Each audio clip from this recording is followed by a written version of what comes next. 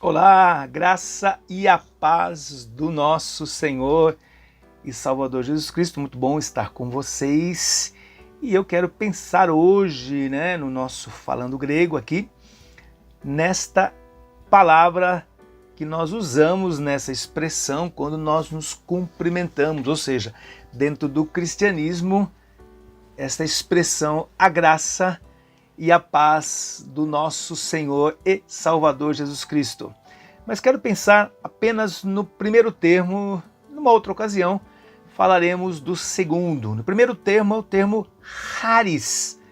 É um substantivo feminino que tem um sentido muito importante para nós, E o que é interessante é pensar no sentido, no significado mesmo da palavra graça. Nós traduzimos como graça, mas tem aí uma ideia importante como uma qualidade. Olha que legal, olha que interessante, que acrescenta prazer, atratividade, um tipo de charme, É interessante que essa palavra usada lá em Lucas 4, versículo 22, quando todos davam testemunho e se maravilhavam das palavras de graça, das palavras que tinham qualidade, que tinham competência, que davam prazer, era bom de se ouvir.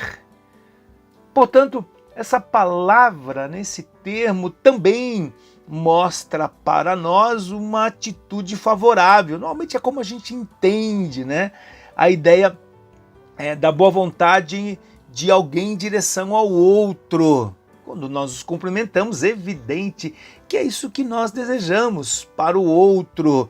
E aí tem também o sentido um pouco mais técnico do termo charis, que dá essa ideia da atitude, então, do Senhor, do Deus que é transcendente, mas também é imanente, um Deus poderoso, soberano, mas um Deus também que se envolve pessoalmente com cada um de nós, e ele evidentemente mostra um tipo de bondade que a gente não alcança totalmente, mas um favor, uma utilidade. Então, concretamente falando, o termo charis tem esses efeitos excepcionais que são produzidos pela habilidade do poder de Deus. Puxa, que coisa, fantástica pensar no Deus que, quando manifesta essa graça, esse favor, essa bondade,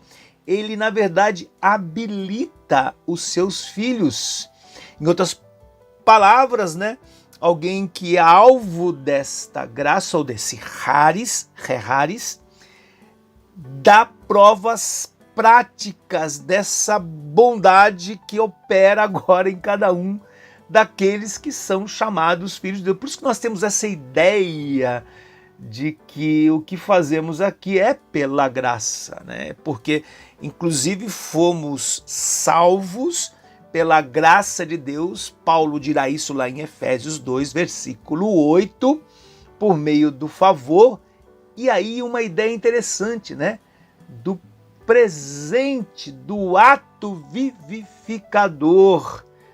Por isso, só faz sentido o que fazemos aqui, por exemplo, de compartilhar o texto, de servir, como falei na última, o doulos, por causa da charis, por causa da graça do Senhor, Por isso nós podemos pensar nesse termo como um tipo de atratividade, um cuidado gracioso, uma ajuda, uma boa vontade de Deus, ou seja, aplicação prática da boa vontade do Senhor, um sinal de benefício desses efeitos que também são vistos ou deveriam ser vistos na vida dos cristãos. Isso é graça.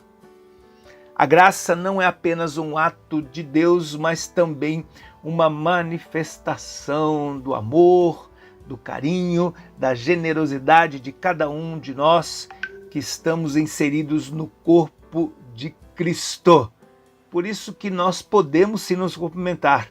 E depois falarei do termo eirene, da paz, que na verdade vem na sequência, vem na esteira desse ato gracioso. Haris para você, graça abundante sobre a tua vida. Deus te abençoe, uma excelente semana.